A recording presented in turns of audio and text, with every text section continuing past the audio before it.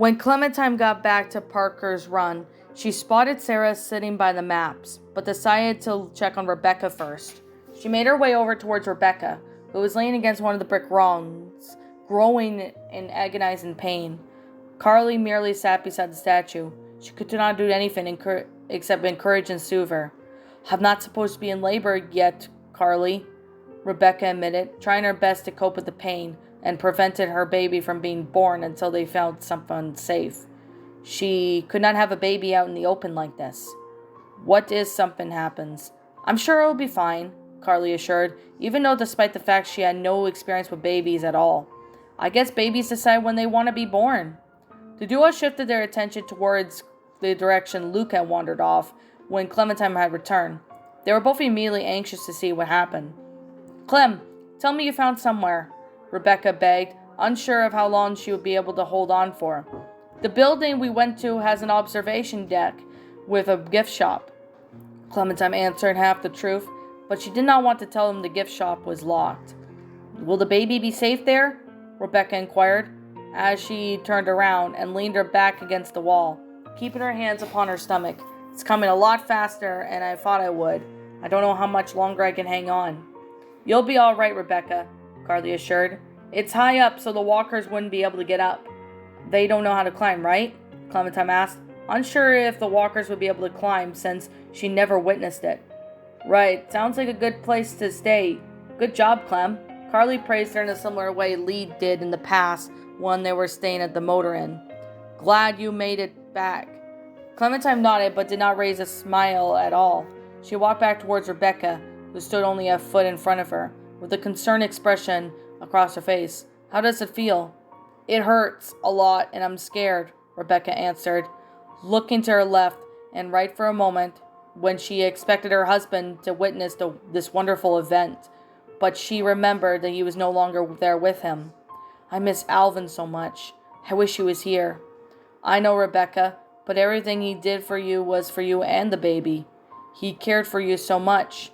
Clementine reminded her deep down she missed Alvin to herself.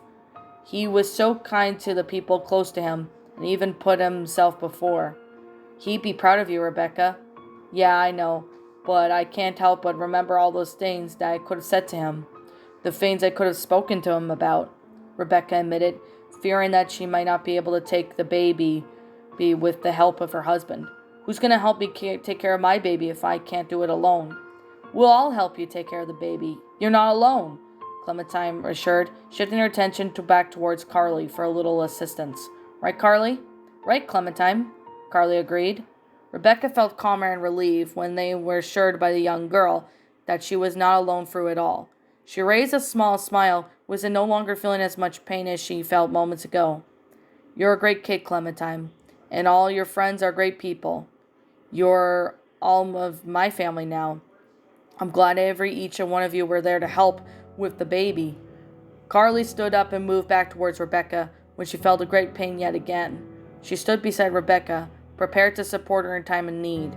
"I'll take care of this. Clementine, can you keep watch for me until Lee or Luke return?" "Sure," Clementine nodded. She turned around and walked away from the duo. Before she left, she shifted her attention towards the statue beside her. It was a statue of a soldier carrying an injured man to safety. Written at the bottom on the gold plate said, "Fallen but never forsaken," in honor of the statue. It reminded her when there was still hope back in the day and age. Maybe not for everyone, but she, Lee, Carly, still had hope in surviving the world. She would remember those words for the rest of her life. But for now, Clementine proceeded to go and speak with Sarah, who was sitting up against the wall by the maps, sitting in the same position that she was back in the mobile home park. Clementine stood in front of Sarah and spoke to her. "Hey Sarah, Rebecca's having her baby soon. She might need some help afterwards." "Back in the trailer, all of you were thinking of leaving me, weren't you?" Sarah asked her, not making eye contact with Clementine, instead focusing her attention towards the ground. Clementine was going to answer with the word no, but when she remembered when Jane was willing to leave her behind if it meant saving herself.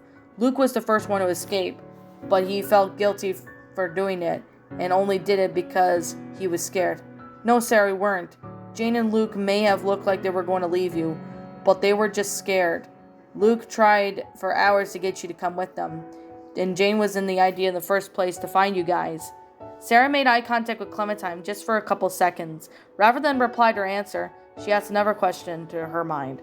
Why didn't you leave me? You and Lee stayed until I was up. We're friends, Sarah, Clementine reminded her. We're best friends, and friends don't leave each other behind. We pinky swore, remember? Yes, I remember, she replied, as she began crying her eyes out yet again, still mourning the loss of her father. I miss my daddy. I want my dad back. I need him. I know you miss your dad, Sarah. I miss him too. We all do, Clementine assured her that she wasn't alone. She kneeled down towards Sarah and placed her hand upon her shoulder, and this time she did not flinch or scream. Your dad loved you, and he always will, but he would want you to be strong, and he would want you to keep moving, Sarah. Just staying alive and helping others would make him proud of you. Sarah continued crying for a few more seconds, but she had not been paying attention to everything Clementine had been told her. She missed her dad more than anything in the world, but she was determined to make him proud of her. She leaned out her arms and hugged Clementine in a tight embrace. Clementine was a little surprised and unexpected for this to happen. Nonetheless, she returned the hug and comforted Sarah, and by the looks of it, her words got through to her after a couple of moments had passed. Clementine released Sarah out of her friendly hug and stood back up with a smile on her face. Thank you, Clementine, Sarah thanked, as she was now stood up beside Clementine, now smiling herself. Her expression changed when she spotted familiar faces walking down the path. Hey, everyone's back! Clementine followed to where she was pointed at, happy to see her guardian with their two friends return, and by the looks of it, they found supplies. Lee! She ran over to him and greeted him with the others. You know, I still can't believe you can hold a water bottle with that big one arm, Mike, Bonnie admitted, surprised that she could carry that much weight without much effort. You sure ain't tired? I could carry both these if I needed to, Mike said, with a slight grin across his face. He felt himself and Bonnie beginning to bond very much closely, even despite the fact they were enemies not too long ago. I'm pretty sure you could, Mike, Lee agreed. He shifted his attention towards Parker's Run, when the two of the members of the group ran over to greet him. He had a slight smile across his face, seeing his adoptive daughter safe and sound, and was now able to take care of herself on her own. Hey, Clementine. Hey, Sarah. Hi, Sarah greeted the trio with a slight smile and a wave. Hey, Sarah, Bonnie agreed in return, now happy to see Sarah was looking a lot better than before. You guys found water and a coat? Clementine said, turning her head towards the side in confusion. She never saw a coat like that before, presumed that it was just an old-fashioned piece of clothing. We thought it could be useful as a blanket, Lee explained, but now it was his turn to inquire the progress they were going. What about you and Jane? Find anything by the river? We found a gift shop on the observation deck, Clementine answered, but was about to include the stranger they encountered, but she knew it would most likely cause problems, and the odds of seeing Arvo again were unlikely. She decided to keep quiet for now. The gift shop's locked, and Jane and Luke are trying to break it open.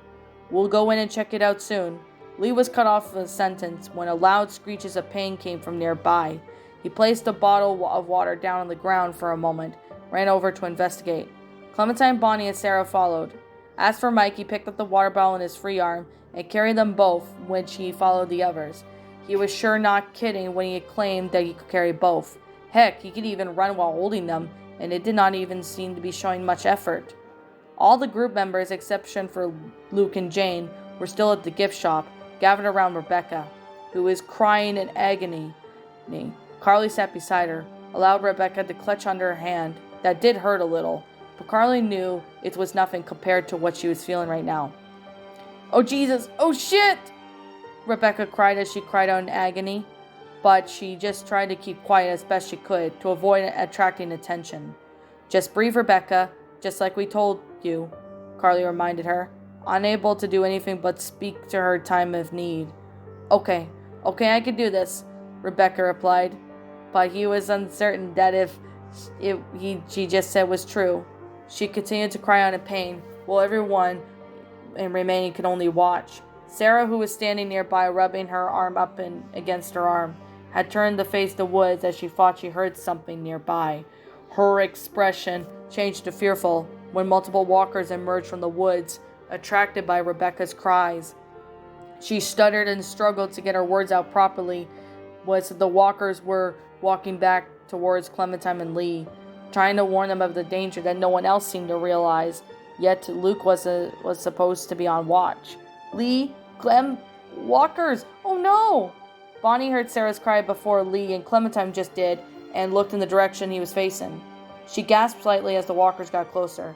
Knowing they may not be able to move fast was it helping Rebecca move. Oh Jesus, we got company, guys! Wasn't Luke supposed to be on watch? Mike inquired, retrieving his small sledgehammer that he had left with her with the rest of the group, just in case they ran into trouble on their own. How the hell did they get there? Guys, we need to do something here, Lee reminded them, clutching his hatchet tightly, prepared the battle ahead. He turned towards the walkers, realized they were going to catch them. Even though they couldn't run, he knew that he had to endure everyone's safety here. He yelled out orders for everyone there and stood forward, prepared to hold them back on his own. Everyone listen. Carly, Bonnie, both of you take Rebecca by the building to the river. Right, Carly nodded, as she and Bonnie stood beside Rebecca's left and right, helped her stand, placing both their arms around their necks for support. Bonnie also brought a coat with them, just in case they need it. Mike, carry the water back. You're the only one stronger to carry them both. On it, Mike assured, picking up the bottles of water that was only a couple feet next to him. He was still able to hold his sledgehammer nevertheless. Clementine, you and Sarah follow Carly back to the building, Lee finished, giving out the order as he moved forward with his arm hatchet. What are you gonna do? Clementine inquired, fearing that her guardian was going to do something stupid that may end up costing his own life. I'm gonna try and hold him back long enough, Lee answered, raising his voice. He didn't even know Clementine was not going to leave, was it standing here. Just go, now! Clementine had never heard Lee yell at her like this before, but she understood he was only doing this to protect her. As much as she wanted to stay, she followed his orders and ran back with the others, tugging Sarah's arm while doing so. Lee marched towards one of the walkers once everyone was out of harm's way, his expression full of fearless anger. He raised his hatchet and stabbed the first walker directly in its brain, killing it instantly. He retrieved his weapon and fought more walkers that advanced on him. Bonnie did a quick check to make sure everyone was accounted for. She noticed Clementine looking back to Lee, still not wishing to leave him behind. Clementine, he'll be all right. He knows what he's doing. Otherwise, he wouldn't have made it this far. He does what he can to protect us, Carly added, struggling on her side for a moment, continuing to support the pregnant woman crying out in agony. Let's go. I know Lee and he won't let us down. Bonnie nodded in agreement as all of them made up the pathway back to the brick walls as they could carry them towards the building. They certainly were thankful there was a building there. Otherwise, they may have to go somewhere else instead, and there was not a chance Rebecca would be able to make it in her condition. The group continued making their way towards the path until they were out in the open, where the building was up and out of their sights, but the walkers were moving in from behind them on the sides. There were just the world where Luke and Jane, where were they up to right now without help? They were going to have to be fast if they want to get to safety. As they all continued making their way towards the building, Clementine had turned around just a couple of seconds to check on the advancing walkers. She expected to see them not too far, but instead she saw something that caused her to exhale in relief. Lee came running down the path, killing a couple of walkers along the way. He called out to them as he ran down the path, still armed with his bloody hatchet. Get up top! Clementine then turned back towards the others who were now approaching the stairs. She decided to go first, since they had no other surprise waited up for them for the walkers or strangers. She could not help but wonder where Luke and Jane wandered off to. When Clementine got to the top of the stairs onto the observation deck, she shifted her attention towards the gift shop that was now open, fortunately, but when she got inside, she saw next complete blow her mind, even to this day and age. Inside, Luke and Jane were sitting together, holding hands, and their clothes were completely creased with their hair. And by the looks on their faces, Clementine just found out what they did. The two appeared to have no strings attached in any relationship. What in the world were they doing? It's one thing to go at it in this day and age, but to do it at the very moment, especially in the situation they were in, that's probably the greatest thing I've ever felt since all this began, Luke admitted. He stroked her leg in a seductive way. He paused in his own sentence when he noticed Jane looking away from him.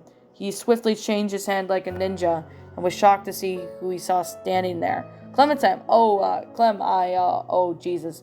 I don't even quite know. Luke trailed off, Wizard rubbing the back of his head nervously. Jane adjusted her clothing while trying to find the right words. Before he could find anything to explain, Rebecca and Bonnie came inside. Bonnie assisted Rebecca into lying down on the floor. The rest of the group came in a matter of seconds. Easy, Rebecca. Let's just get you comfortable. Lee came around the corner and walked into the gift shop with the others, and by the looks of his face, he did not look happy seeing Luke and Jane just sitting there. Luke, Jane, what the hell are you both doing? You were supposed to be on watch. Lee, what's going on? Luke nervously inquired. He stood up and rubbed the back of his neck. What's going on? There is a whole army of walkers out there that you were supposed to be watching out for, Lee reminded, until he finally put two and two together and noticed what they were up to. Oh my god, you two actually... I don't frickin' believe it. The rest of the group made their way up to the gift shop, everyone here accounted for. Mike closed the security shutters to block off the stairs inside the building, but he could not do anything about them coming up the way they came. What the hell is going on here? Luke inquired, repeating the question again. What's going on? You're a frickin' moron, that's what's going on, Lee scolded him, his expression filled with anger and disappointment. There's God knows how many walkers out there, and you decide it'll be a good time for you and a Jane? What the hell are you thinking? Hey, listen, it's not what it seems, Luke assured in a yelling tone. Guys, shut up, Clementine told them. This was quite surprising coming from her. She approached Rebecca, who was now lying down and crying in agony. Bonnie and Carly next to her. Talk about it later. Mike ran back outside the gift shop just for a moment, check on the advancing walkers. He prepared to fight when the walkers were now marching up the stairs. Shit, they're coming up. Oh shit, what do we do? Luke inquired. He turned around for Lee for an answer, but he could tell the older man was still angry at him. Lee wanted nothing more to actually hit Luke for putting him at risk, but all that would make it do was make the situation worse. For now, he issued a couple of orders. Carly, stay here with Rebecca. Everyone else outside. We need to hold them back. Everyone ran outside the observation deck and watched as a group of walkers climb up the stairs. He was hunting for fresh, tasty meal, they were. That's a whole lot of walkers, Luke stated the obvious. Everyone, use what you can. The walkers are now on top of the stairs, but the metal gate held them back for now. It wouldn't be long through the walkers actually broke through, though. Lee, Clementine, Luke, and Mike, armed with Glock 17s, stand a bunch many walkers. Bonnie held them too, using her AK-47 to hold them back. The sound of gunfire, walker moans, and Rebecca's cries filled the air, which set the group struggling to hold them back. No matter how many rounds they fired, the walkers just keep on advancing them. There's too many, Luke stated, fearing that they were going to run out of ammunition soon. Keep firing, Lee ordered, picking off a couple of more advancing walkers with their pistols. He refused to let anyone die after a mountain of people they lost. Pete, Nick, Carlos, Sarita, Lily, Alvin. He could not let anyone else die. We can't let them get here. The group ceased on firing when they noticed the gate door looked like it wasn't going to hold much longer. Mike and Jane and Luke ran towards the gate in an attempt to hold them shut. But even with them combined, the walkers were too strong. Find something to block the gate, Mike suggested, while he and Bonnie held it shut. Luke and Jane used their machete and scrawled out to kill the advancing walkers. Lee quickly observed in haste and searched the area around for something they could use to block the gate. He turned his attention to his left, where his eyes met the cannon at the center of the observation deck, identical to the one they used back in the museum. He ran up towards the cannon and began to turn it on his own. The cannon! We can use this!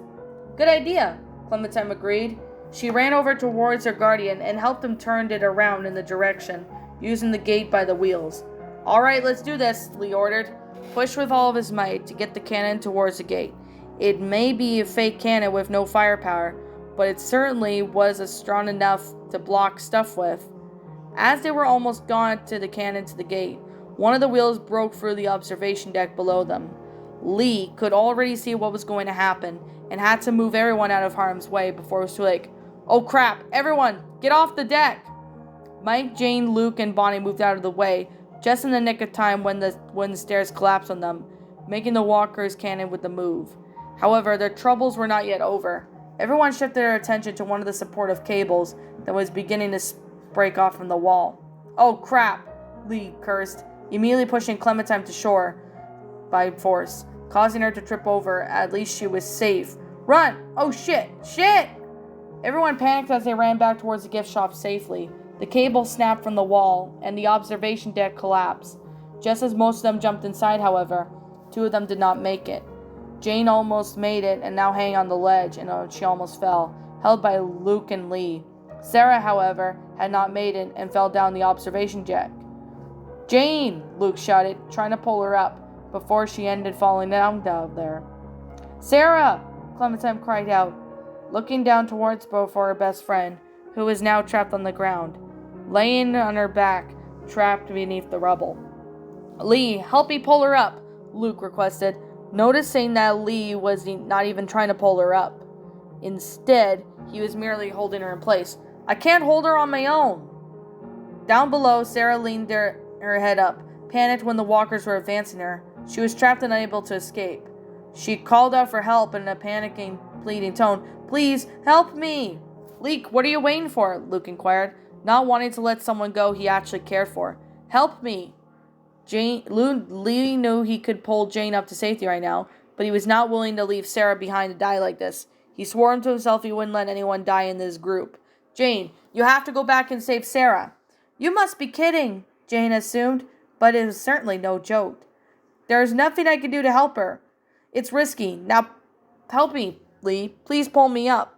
"I'm not going to leave her without trying," Lee declined, refusing to pull Jane up until she stopped thinking about herself and put others first. "Go!" Jane sighed slightly as she turned away from Lee for a couple of seconds, knowing that he could not pull her up to safety until he saved Sarah. She slipped out of Luke's grasp and dropped to the ground.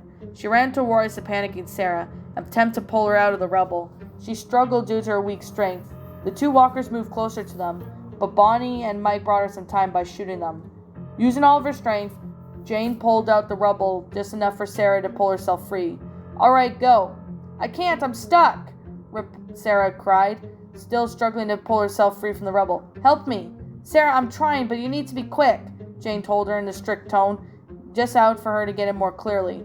But her words were not getting through to her, and Sarah continued crying out in pain and fear. Jane almost lost her grip, and they were beginning to give out. "Sarah, you'll have to listen to Jane," Sarah called out from above. "Listen to what she says. It's what Carlos would have wanted." He paused and noticed a plank of wood almost dropped down. It could have landed on Jane. He quickly caught it and threw it away. That was close. Jane gripped the rubble for the second and final time, pulling it higher than before, giving Sarah enough room to move and get free. "All right, hurry, go. I can't hold it forever." Sarah made a haste to escape and quickly pulled herself off from the rubble, just in the nick of time when Jane eventually lost her grip and dropped the rubble. She picked up and seeing walkers were still moving on them from every direction. Jane swiftly jumped over the rubble, grabbed Sarah's hand and pulled her up to her feet. "Come on," she shouted, heading over towards the part of the broken observation deck in a ramp shape. "Go, climb up." Sarah and Jane did begin to climb up the broken observation deck, using their hands and feet to climb. Jane was the first one to make it back up. Sarah almost made it to the drop when her foot slipped, but Jane grabbed her hand just before she fell and pulled her up. "I got you." The duo was safe from the walkers below, and the second they were up, Sarah had to run towards the gift shop. Completely dramatized to near-death experience, she was comforted by Bonnie, who held her in a hug in an attempt to calm her down.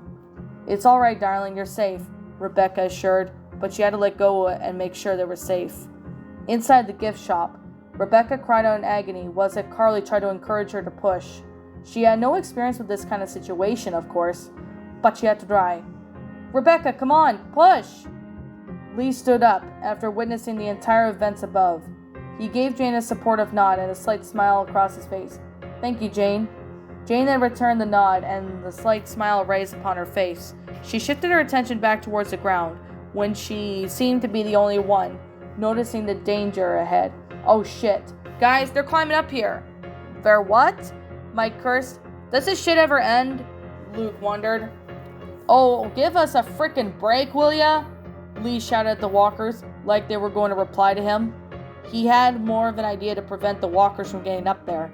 A stupid one. It may just work. Everyone, we need to break the rest of the deck. Come on. He's right, Luke agreed. Lee proceeded headed over towards the deck. Drop the deck? Mike asked. His expression was both serious and shocked. He never thought he would say anything like this. Are you frickin' crazy? How are you supposed to drop it that way? Lee did not answer for a couple of seconds. Was it he and Luke began to kick the edges of the deck, hoping it would just break soon. Just improvised. Lee and Luke continued stomping on the deck in an attempt to break it down fully, but regardless how much they tried, the deck would not go down, and the walkers were climbing up fast. Clementine merely watches the man try to break the deck. Then she seemed to be the only one smart enough to realize the alternative solution. She picked up the Lee's hatchet and focused merely her attention on the support cable nailed to the wall. Lee, the cable. Yeah, good job, that will work, Luke agreed, turned his attention towards Clementine, not bothering to continue to try and knock down the deck with all of his strength. Lee leaned down and gave Clementine a boost, placing her feet on his shoulders and holding his hands onto her legs. Be quick, Clem. Clementine began to hack the hatchet against the supportive pins. Luke, Mike, and Jane began to rush Clementine when the walkers were getting close to climbing up. They hoped they would break down the support cable before it was too late. Clementine, come on! Move it! Faster! I'm going as fast as I can, Clementine assured. Wizard continued to hack the supportive pins. After a couple more hits, the cable began to break apart from the wall. It's going! Lee and the rest of their group moved out of the way, just in the nick of time, when the observation deck finally collapsed all the way down, saving them from the walkers, and fortunately, no one else had fallen down. He placed Clementine back onto the ground and accepted the hatchet from her. We did it. The walkers below were unsure of how to get to their victims, began to wander around in random directions, lurking around any way they choose like usual. Oh God, oh no. The rest of the group was attracted to Bonnie's voice. It sounded like she was going. All of them walked over to the gift shop and saw what's next, lifted each other in shock, in sadness. Rebecca had given birth to her baby, but was now being held in Carly's arms. But he was not moving or crying. Rebecca, who was panting heavily after the great pain and exhaustion she felt, looked even more shocked than her newborn baby. She began crying heavily seconds later, completely devastated of what she just experienced. No, no! Everyone watched in sadness, unsure of what to say or do. Sarah, who was scared to half-deaf moments ago, was now in complete sadness, witnessing the baby. She was comforted in a hug by Bonnie. No, Clementine whispered quietly to herself. Wizard Lee placed his arm around her. Before anything was said, a miracle had happened, turned everyone's expression sadness into relief. She was also happy when they saw Rebecca's baby coughing, alive and well. It began all like newborn babies do, crying. But the point was, he was just going to be just fine. The group smiled as they moved into the gift shop, prepare Rebecca and her baby out as best they could, and they could rest up for a while. And they had no idea what they were going to do next, but they would come up with something soon.